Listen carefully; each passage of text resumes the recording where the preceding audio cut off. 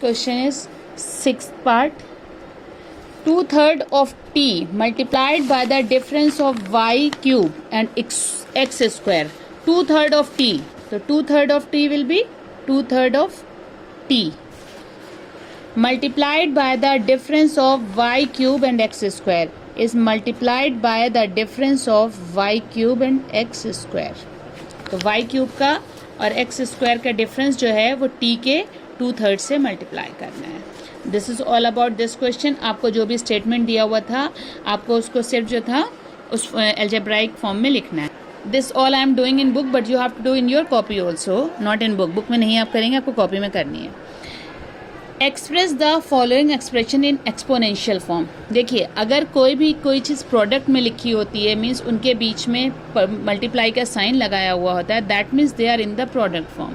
और exponential form वो होती है जो अगर किसी भी चीज़ को हम पावर में लिख दें तो वो एक्सपोनेंशियल फॉर्म कहलाती है. और वो पावर हम आता कैसे है कि अगर वो नंबर जितनी बार मल्टीप्लाई में आया होगा उसकी उतनी ही पावर होगी. तो यहाँ 2 एक बार है, 4 एक बार है. अब आप उसको एक्सपोनेंशियल फॉर्म में लिखना है, मीन्स इन सबको मल्टीप्लाई करके क्या बनेगा आपको वो लिखना है. तो 2 into 4 will be 8 and r and s will be like this. So it will be 8 rs. Next is 9. 9 के साथ कोई भी और न्यूमेरिकल वैल्यू नहीं है, कोई भी और नंबर नहीं है, तो 9 will remain as it is 9. m कितने टाइम्स है? 1 2 3. तो 3m नहीं लिखेंगे. 3m हम तब लिखते हैं अगर ये ऐड हो रहा होता, क्योंकि ये ऐड ना होके मल्टीप्लाई हो रहा, और मल्टीप्लाई में पावर्स ऐड हो जाती हैं. तो इसकी पावर जब ऐड हम करेंगे तो यहाँ 1 है पावर, यहाँ 1 है पावर और यहाँ 1 है पावर. तो m की पावर क्या बन जाएगी? 1 + 1 + 1. और n की पावर क्या बन जाएगी? 1 + 1. तो it will be 9m³ n². So 9m³ n². So now यहाँ देखिए जो भी न्यूमेरिकल वैल्यूज़ हैं 4 और 6. 4 6 12, सॉरी 4 6 24. x कितनी बार है? सिर्फ एक बार है, तो x आ जाएगा. और y की यहाँ पे 1 है, यहाँ पे 1 है, so it will be y². Okay, now see, आप मल्टीप्लाई वहीं तक करेंगे जहाँ पे मल्टीप्लाई का साइन होगा. और अगर साइन यहाँ पे बीच में देखिए चेंज हो गया है, इसका मतलब ये बाइनोमियल है, और ये बाइनोमियल है इसलिए इसमें 2 टर्म्स बनेंगे. तो पहले हम इतने टर्म को सॉल्व कर लें, फिर हम बाकी वाले टर्म को सॉल्व करेंगे. तो अब यहाँ पे देखिए माइनस का 1/2 और 7, तो ये बन जाएगा माइनस का 7/2. एक्स कितने हैं? 1 और 2, so it will be x². और y कितने? 1 2 3, so it will be y³. अब बीच में साइन कौन सा आएगा? माइनस का. 4 अकेला है, इसके साथ कोई भी और न्यूमेरिकल वैल्यू नहीं है, तो 4 will remain as it is 4.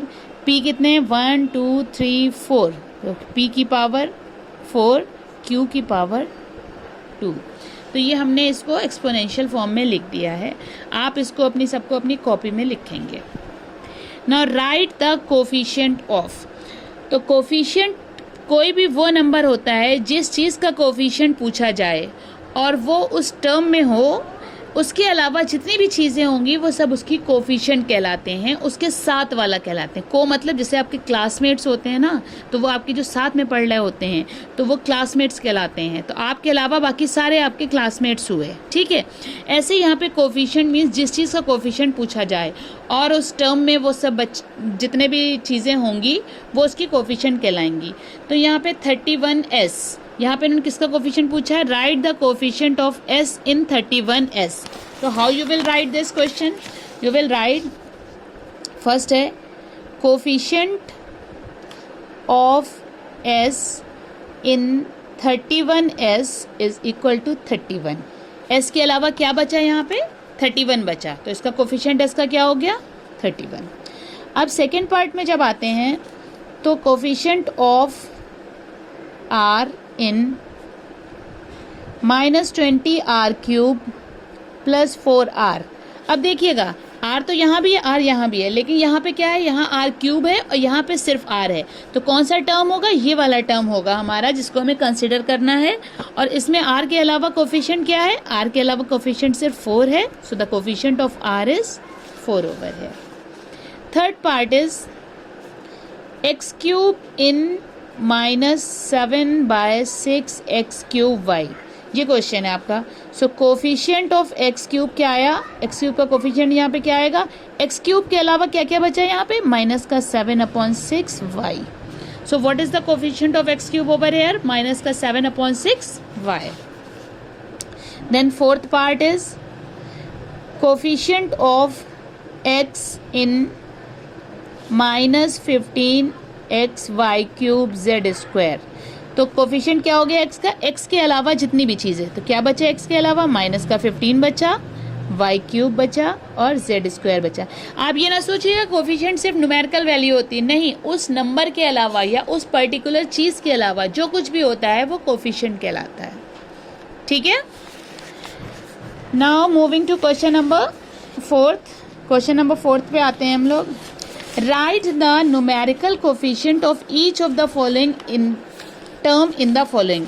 अब देखिए इन्होंने डिफरेंस क्या आ गया, पहले उन्होंने सिर्फ कोफिशिएंट पूछा था, इस क्वेश्चन में इन्होंने न्यूमेरिकल कोफिशिएंट पूछा है। ठीक है। तो अब देखिए फर्स्ट क्वेश्चन क्या है, 21x² -4xy -5z²। इन्होंने ये न्यूमेरिकल कोफिशिएंट पूछा है। न्यूमेरिकल कोफिशिएंट का मतलब होता है सिर्फ न्यूमेरिकल वैल्यू, मीन्स नंबर वाली वैल्यू। तो अब देखिएगा इसमें क्या है, कोफिशिएंट ऑफ x² क्या है, 21। कोफिशिएंट ऑफ सेकेंड टर्म का ये लिखिए, numerical coefficient of terms are. इन्होंने सारे टर्म्स के न्यूमेरिकल कोफिशिएंट पूछे हैं, तो क्या है, सबसे फर्स्ट वाले का न्यूमेरिकल कोफिशिएंट क्या है, 21। सेकेंड वाले का न्यूमेरिकल कोफिशिएंट क्या है, अब न्यूमेरिकल मतलब क्या, मैं न्यूमेरिकल वैल्यू यहाँ पे 4 है माइनस की, -4। और थर्ड वाले की क्या है, -5, क्योंकि आपको सिर्फ न्यूमेरिकल लिखना है, सो इट विल बी -5। तो देखिए इसकी न्यूमेरिकल वैल्यू क्या है, 21, यहाँ की -4 और यहाँ की -z। ऐसे सेकेंड वाले में देखिए 11y³ -9xy² +3xy +8। तो इसमें क्या है, numerical coefficient of terms are. तो सबसे पहला क्या है, सबसे पहला न्यूमेरिकल कोफिशिएंट फर्स्ट टर्म ये वाला है, तो इस टर्म का न्यूमेरिकल कोफिशिएंट क्या है, 11। सेकेंड वाले का न्यूमेरिकल कोफिशिएंट क्या है, -9, आपको साइन के साथ लिखना है। यहाँ थर्ड वाले का टर्म है 3 और फोर्थ वाले का है 8। Now third part is 7x² -y² +xy³ +9x³ -3. अब again we have to write only the numerical coefficient. So the numerical को अब शॉर्ट फॉर्म में लिख लीजिए, numerical coefficient of terms are, सबसे पहले वाले टर्म में न्यूमेरिकल वैल्यू क्या है, 7। उसके बाद क्या है, अब यहाँ कुछ नहीं है तो दैट मीन्स 1 है यहाँ पे। ठीक है, यहाँ पे 1 है तो इट विल बी -1। यहाँ पे भी कुछ न्यूमेरिकल वैल्यू नहीं है तो 1 ज़रूर होगी, 1 देन 9 एंड देन -3। यहाँ पे अगर कोई वैल्यू नहीं होगी दैट मीन्स आप वहाँ पे 1 लिखेंगे, 1 तो होगा ना। देन 7x² -5xy² -4xy। Now numerical coefficient of terms are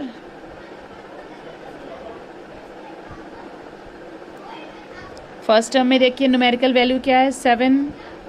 second में क्या है, -5। थर्ड में क्या है, -4। Okay, so I hope this question is clear to everyone. और आप लोगों को बेटा जो भी वर्क हम डेली का भेजेंगे आप लोगों ने डेली करके वो वर्क हमें सेंड करना है। अगर आप वर्क सेंड नहीं करोगे तो उसके बाद हम सिर्फ उन्हीं बच्चों को पढ़ाएंगे जो रेगुलर वर्क सेंड करेंगे, और अगर आपने नहीं सेंड करना है वर्क तो हम आपको वर्क बिल्कुल भी नहीं भेजेंगे। Now next is question number 5। Read question number 5। The 5 is right the constant term in the following. इसमें हमें कांस्टेंट टर्म बताना है।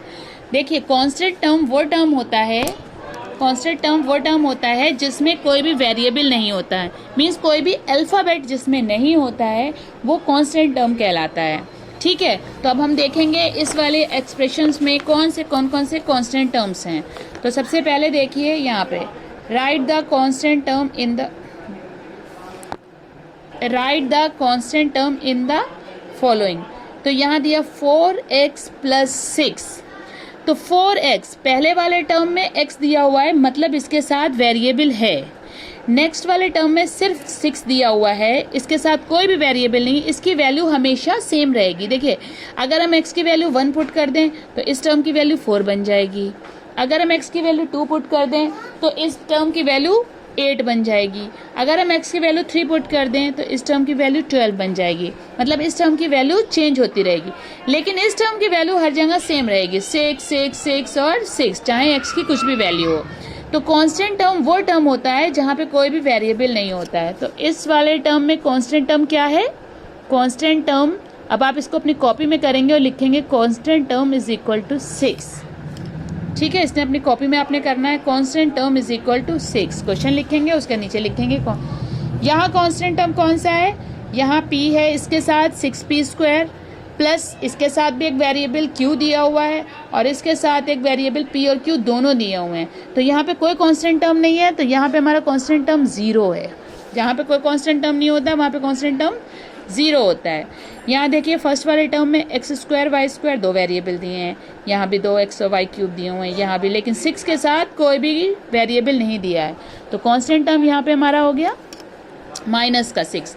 ये बात याद रखिएगा, अगर साइन पहले माइनस का लगा है तो आपने माइनस का साइन लगाना ज़रूरी है। अगर प्लस का लगा है नो नीड टू राइट। अब यहाँ देखिए 5 इज़ द कांस्टेंट टर्म, क्योंकि इसके साथ कोई भी वेरिएबल नहीं लगा है। सो constant term is y over here. ना क्वेश्चन नंबर 6 और क्वेश्चन नंबर 7 आप कट कर देना। ओके, 6 और 7 क्वेश्चन कट कर दिए ना। Moving to question number 8, which of the following algebraic expressions are polynomial. इन्होंने ये कहा है कि इसमें से कौन सी एक्सप्रेशंस पॉलिनोमियल हैं। तो आपको हमने बताया था कि अगर कोई भी ऐसी एक्सप्रेशन जिसमें वेरिएबल भी हो, जिसमें कांस्टेंट टर्म भी हो और उनके बीच में प्लस माइनस का कोई भी साइन होगा तो वो पॉलिनोमियल कहलाएंगी। तो ये इक्वेशन हमारी देखिए, इसमें वेरिएबल भी है, इसमें कांस्टेंट भी है और इसके बीच में एक प्लस माइनस का साइन भी है। So it is a polynomial. Yes, this is a polynomial. तो आप कॉपी में क्या लिखेंगे? ये लिखेंगे, तो नीचे इसके लिखेंगे पॉलिनोमियल। ठीक है, पॉलिनोमियल। अब यहाँ देखिए, यहाँ ये पॉलिनोमियल है या नहीं है हमें बताना है। तो यहाँ हमने जब y² को अगर आपका कोई भी वेरिएबल डिनोमिनेटर में है तो वो पॉलिनोमियल नहीं कहलाएगा। ठीक है, यहाँ पे डिनोमिनेटर में आ गया वेरिएबल, जब आप इसके साथ अलग करोगे तो 8/y² आ जाएगा। तो डिनोमिनेटर में पॉलिनोमियल वेरिएबल है, तो अगर ऊपर जाएगा तो इसकी पावर माइनस में बन जाएगी और माइनस में पावर में पॉलिनोमियल नहीं होगी, तो नॉट अ पॉलिनोमियल।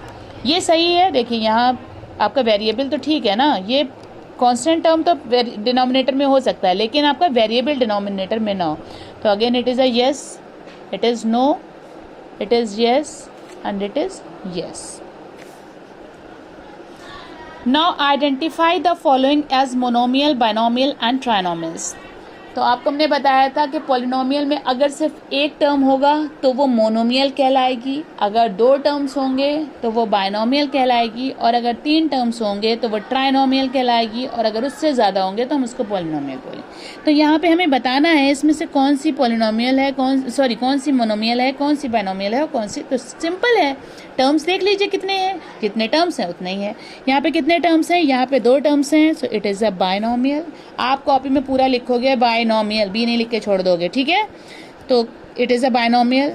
यहाँ पे सिर्फ एक टर्म है तो इट इज़ अ मोनोमियल। यहाँ पे सिर्फ एक टर्म है so it is a monomial. यहाँ पे कितने टर्म है? 1 2 3, इट इज़ अ ट्राइनोमियल। यहाँ पे कितने टर्म है? 1 2 3, it is again a trinomial. यहाँ पे सिर्फ एक टर्म है। टर्म वो होते हैं जो एक दूसरे से प्लस माइनस के साइन से डिफर होते हैं। ये नहीं कि मल्टीप्लिकेशन में 3 नंबर है तो हम इसको ट्राइनोमियल लिख दें। It is a monomial and it is a binomial. ठीक है, तो up to this is very easy. Now last one is the degree of the term. Term की डिग्री हम नहीं बताएंगे, हम सिर्फ पॉलिनोमियल की डिग्री बताएंगे, ठीक है। Write the degree of each polynomial in the following. Term की डिग्री हम नहीं बताएंगे, हम सिर्फ डिग्री पॉलिनोमियल की बताएंगे, ओवरऑल पॉलिनोमियल की डिग्री कितनी है। तो degree is the highest power of the variable. जो भी वेरिएबल दिया हुआ है उसकी जो हाईएस्ट पावर होती है वो उसकी डिग्री कहलाती है। तो यहाँ पे वेरिएबल क्या दिया है, वेरिएबल यहाँ पे x दिया हुआ है और उसकी पावर क्या है, यहाँ पे 2 है। तो what is the degree of this polynomial, it's degree is 2। यहाँ पे देखिए हाईएस्ट, यहाँ x की पावर, यहाँ तक कोई है ही नहीं, कांस्टेंट टर्म है। यहाँ x की पावर 1 है, यहाँ x की पावर 2 है और यहाँ x की पावर 3 है। तो हाईएस्ट पावर क्या हो गई, 3 हो गई। तो डिग्री इसकी 3 हो गई। यहाँ देखिए हाईएस्ट पावर क्या है, ये पहले x, यहाँ 2 वेरिएबल हैं, अब 3 वेरिएबल हैं, x भी है और y भी है और z भी है। तो हम हर टर्म की अलग अलग डिग्री निकालेंगे और फिर जो सबसे ज़्यादा वैल्यू आएगी वही उसकी डिग्री कहलाएगी। तो यहाँ देखिए फर्स्ट वाले टर्म की डिग्री कितनी हो जाएगी, फर्स्ट वाले टर्म की डिग्री 3 हो गई, ठीक है। अब आए हम सेकेंड टर्म पे। सेकेंड टर्म में x की भी पावर 2 है, y की भी पावर 2 है। तो ऐसे में हम दोनों की पावर्स ऐड करके देखेंगे तो डिग्री कितनी बन गई, इसकी डिग्री 4 बन गई। यहाँ पे x की पावर 1 है, 2 है, डिग्री 2 बन गई, यहाँ डिग्री 1 बन गई। तो हाईएस्ट पावर क्या हो गई, 4 हो गई, इसलिए डिग्री इसकी 4 हो गई। Then again move to here, ये तो इजी है, x की पावर 4 है, यहाँ 3 है, यहाँ 2 है, यहाँ कुछ नहीं है। तो हाईएस्ट पावर फिर क्या हो गई, 4 हो गई, तो इसकी डिग्री भी 4 हो गई। यहाँ हाईएस्ट पावर 3 है, यहाँ 1 है, यहाँ कुछ नहीं है, तो इसकी डिग्री क्या हो गई, 3 हो गई। यहाँ हाईएस्ट पावर 2 है, इसकी भी 2 है और इन दोनों की अगर ऐड करेंगे तो भी 2 आएगी, तो इसकी डिग्री हो गई 2। यहाँ पे देखिए हाईएस्ट पावर 2 है इसकी फर्स्ट वाले टर्म की, उसके बाद इन दोनों को ऐड करेंगे तो भी 2 बनेगी, इन दोनों को ऐड करेंगे तो 2 + 1 3 बन जाएगी और इन दोनों को ऐड करेंगे तो 2 बन जाएगी। तो हाईएस्ट पावर क्या हो गई इसकी 3, तो इसकी डिग्री हो गई 3। नाउ इसकी डिग्री तो यहाँ पे कांस्टेंट टर्म है, यहाँ पे 2 है पावर और यहाँ पे 1 है पावर, तो 2 + 1 3, यहाँ पे 1 है, यहाँ पे 2 है, 2 + 1 3 और यहाँ 1 है 2, तो इसकी डिग्री भी 3 हो गई। याद रखिएगा, फिर से हम आपको एक बार बताते हैं डिग्री कैसे निकालते हैं। Degree is the highest power of the variable. जो भी वेरिएबल होता है उसकी जो हाईएस्ट पावर होती है उस पॉलिनोमियल में, वो उसकी डिग्री कहलाती है। अगर एक ही वेरिएबल है, जैसा कि इस क्वेश्चन में दिया हुआ है, अगर एक ही वेरिएबल है, जैसे कि यहाँ क्वेश्चन दिया हुआ है एक ही वेरिएबल x में, तो हम सिर्फ उसकी पावर हाईएस्ट देख लें, जो भी हाईएस्ट पावर होगी वो उसकी डिग्री हो जाएगी। लेकिन अगर 2 या 3 वेरिएबल दिए हुए हैं तो हम हर टर्म की अलग अलग डिग्री निकालेंगे, जैसे यहाँ पे। और वो डिग्री कैसे निकलेगी, वेरिएबल्स की पावर को ऐड करके। तो हर टर्म की अलग अलग वेरिएबल्स की पावर को ऐड करेंगे और उसके बाद जो सबसे ज़्यादा हाईएस्ट पावर होगा वही उसकी डिग्री कहलाएगी। तो आज आपकी एक्सरसाइज 13.1 कंप्लीट हो गई है। शाम तक आप लोग सारा वर्क कंप्लीट करके हमें सेंड करेंगे और जो सेंड करेगा वर्क सिर्फ उसी के प्रेजेंट मार्क होगी। और आपको पता है कि 80 मार्क्स का पेपर होता है, 20 मार्क्स जो होते हैं वो इंटरनल असेसमेंट होता है और वो इंटरनल असेसमेंट आपको इन्हीं चीज़ों पे मार्क्स मिलेंगे। 5 या 10 आपके डेली क्लास वर्क के होते हैं मार्क्स। तो अगर आप अपना वर्क नहीं भेजोगे, I will not give you marks, I will just give you 0। और आप अपना वर्क भेजिए, जो क्वेरीज हों वो पूछिए। Okay, have a good day everyone.